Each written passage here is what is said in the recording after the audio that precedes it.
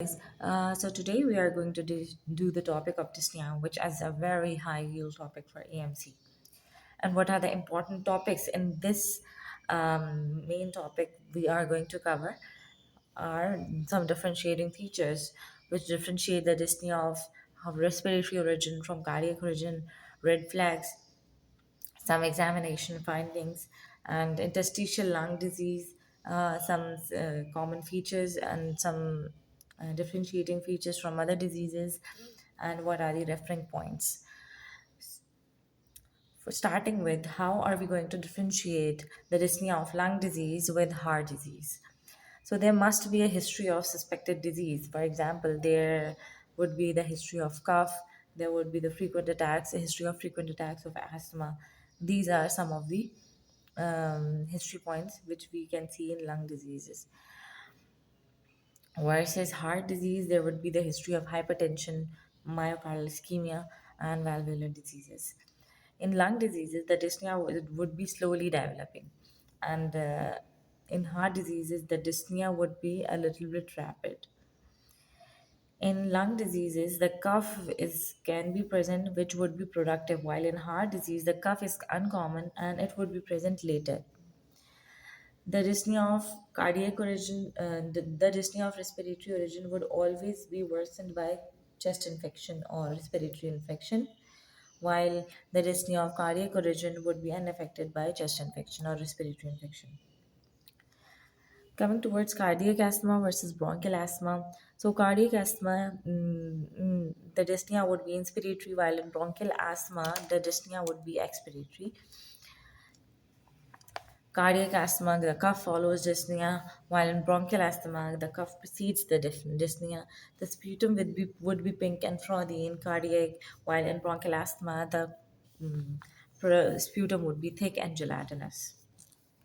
Patient would get relief from standing and sitting up, and when he is taking diuretics, if the asthma is cardiac, while in bronchial asthma the patient would be relieved when he coughs up sputum and he is given bronchodilator.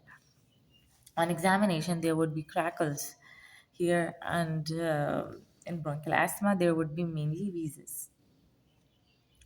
So, what are the red flags we should keep in mind to look for any patient, to look for in every patient when he is presented to you with dyspnea?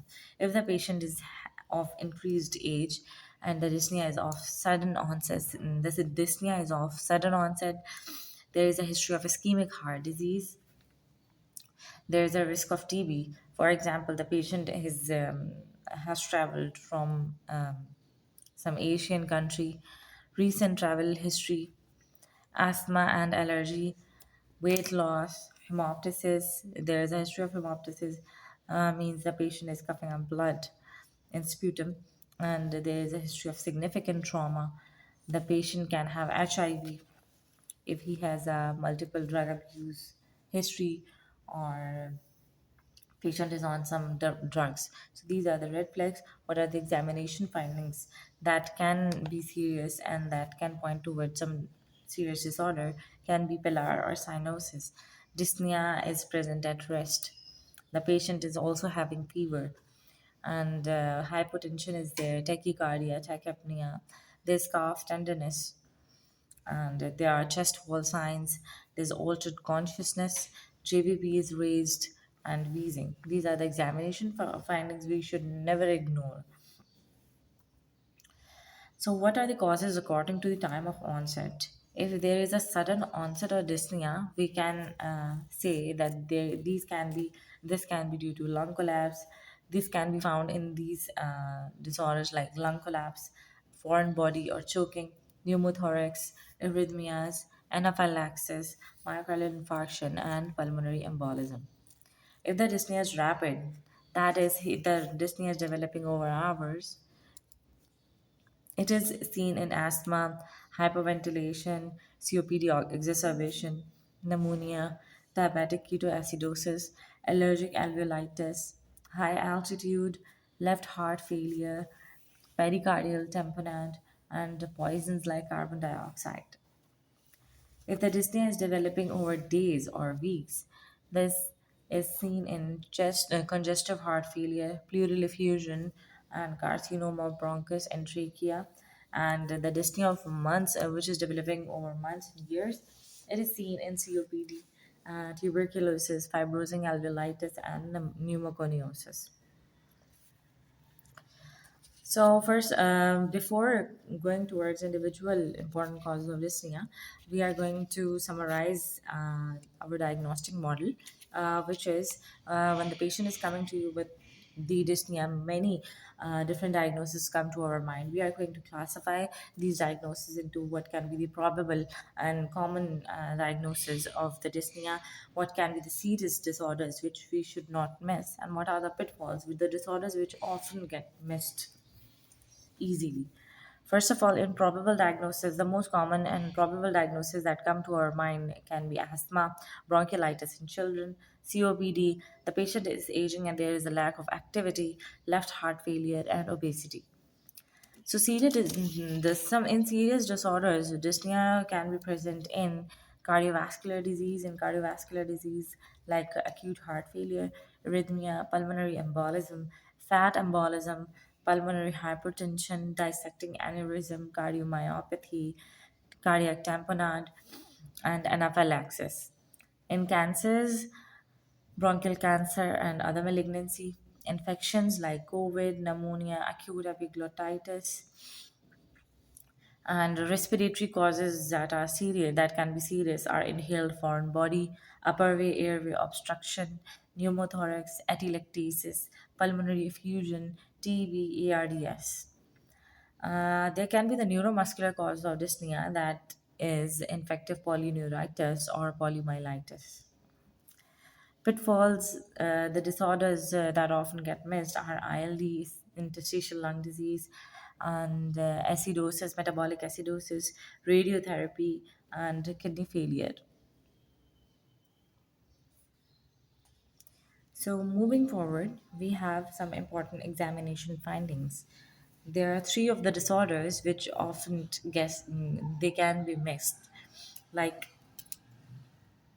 collapse. If the patient is presenting with lung collapse, the trachea would be deviated towards the affected side, the percussion would be dull, and breath sounds would be absent and decreased. Pulmonary effusion, the trachea would be deviated to in pulmonary effusion and pneumothorax, the trachea would be um, deviated towards opposite sides, and both of these disorders the breath sounds would be absent or decreased. While in percussion, in pulmonary effusion, the percussion would be stony dull, while in pneumothorax, the percussion would be hyperresonant due to the air accumulation in the lungs. I am repeating, like if the patient is of collapse, lung collapse, that trachea would be deviated towards the affected side, while in pulmonary effusion and pneumothorax, the trachea would be deviated towards the opposite side. And in all of on all of the three conditions, the breath sounds would be absent or decreased. Percussion would be stony dull in pulmonary effusion and pneumothorax and hyperresonant, while in collapse, the percussion can be dull. Coming towards a very confusing and very difficult topic of respiratory system, we can say that, and it is a very important cause of dyspnea, that is interstitial lung diseases. Interstitial lung diseases are suspected when there is chronic dyspnea and dry cough.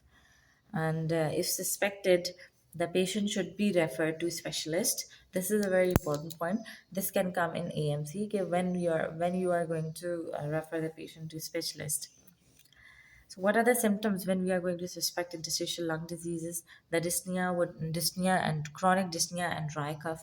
Fine inspiratory crackles can be there. Cyanosis and clubbing when the disease has become chronic. So these comprise interstitial lung disease comprise the disorders that have common features of pneumonitis, that is pleural inflammation and fibrosis. These comprise of IPF, that is idiopathic pulmonary fibrosis. This is the most important and most common cause of interstitial lung diseases. Idiopathic pulmonary fibrosis, which do not have any cause, hence the term idiopathic. Then comes the hypersensitivity pneumonitis or extrinsic allergic pneumonitis.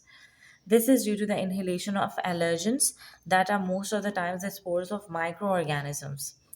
And these disorders are farmer's lung, bagasosis from the mold of sugarcane, bird fancier from the pigeons, and mushroom dealers, and so on. There are many other causes of hypersensitivity pneumonitis, but we have to differentiate it from occupational pneumonia. This is the occupational pneumoconiosis, but the pneumoconiosis is actually the accumulation of dust, while hypersensitivity pneumonitis is the inhalation of allergens, right? So we have done the IPF, hypersensitivity pneumonitis, as the cause of interstitial lung disease. Then comes the drug induced.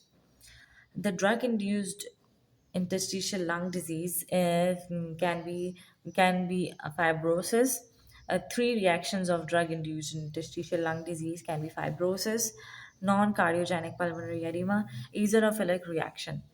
And fibrosis, the most important drugs that can cause the pulmonary fibrosis are bleomycin, cyclophosphamide, methotrexate. These are the chemotherapeutic drugs, and amiodarone and nitrofurantoin. These are the most important drugs that can cause pulmonary fibrosis, and they are asked in the AMC questions. Then we have the non cardiogenic pulmonary edema. Certain drugs can cause this edema, like opioids, hydrochlorothiazide, beta 2 agonists, cytotoxic drugs, and heroin. Eosinophilic reaction, where there is wheeze, dyspnea, rash, and pyrexia. This can be seen when the patient is on certain antibiotics, NSAIDs, cytotoxic drugs, and antidepressants. Then coming towards occupational pneumoconiosis. Occupational pneumoconiosis it is the accumulation of dust, and it can present as different disorders like the obstructive airway. Obstructive airway can be presented in occupational pneumoconiosis like occupational asthma, byssinosis, cotton dust. These can cause obstructive airway. Then there can be hypersensitivity pneumonitis. There can be pulmonary fibrosis due to mineral dust.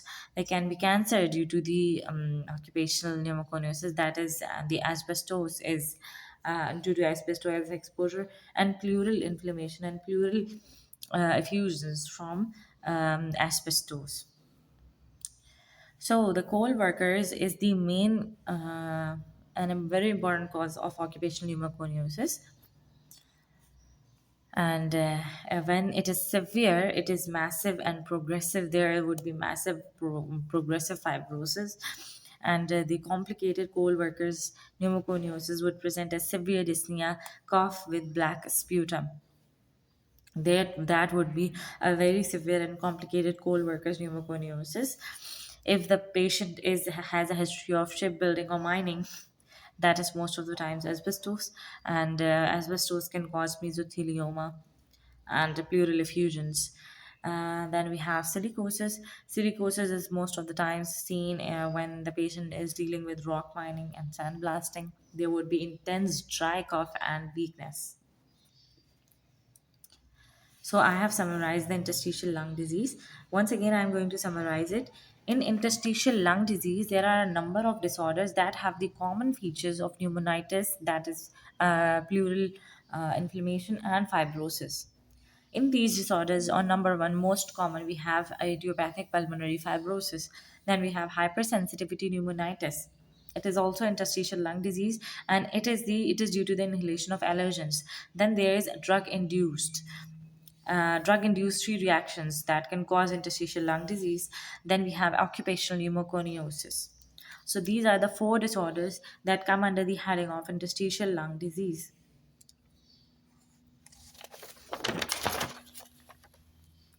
Now, coming towards another important topic, that is acute respiratory distress syndrome. Acute respiratory distress syndrome is actually the acute hypoxemic respiratory failure following the pulmonary or systemic insult without the apparent cardiogenic cause of edema, right? Most common cause is sepsis, and ARDS is presented as sudden tachypnea, sudden onset tachypnea, retraction, central cyanosis, fine crackles. The lung compliance would be decreased. There would be stiff lungs, and there would be pulmonary infiltrates on chest X-ray. Differential diagnosis can be pneumonia and acute heart failure.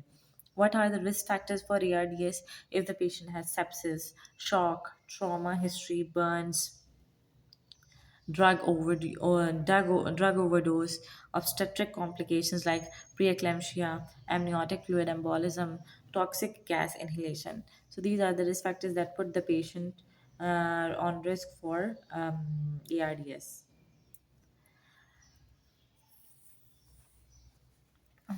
Then moving forward, we have COVID-19, and it presents with dyspnea, flu-like symptoms, diarrhea and vomiting is also there, loss of taste and smell. This is a very significant feature, and septic shock, acute kidney injury, proteinuria, multi-organ failure. This is a very severe infection that can start from flu-like symptoms and that can end devastatingly with multi-organ failure.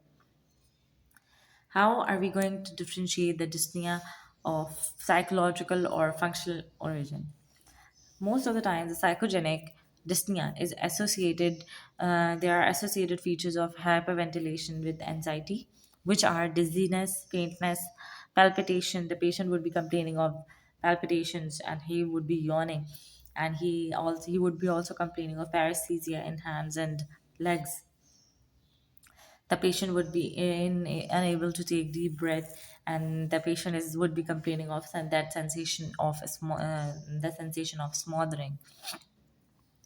These are some of the features that would differentiate the dyspnea of psychogenic origin from other organic causes. But first of all, before diagnosing psychogenic or functional dyspnea, we have to make sure that there is no organic cause of dyspnea. So very important topic for very important topic for AMC is that when we are going to refer the patient, if the patient is having acute severe dyspnea, we are going to refer the patient to a specialist.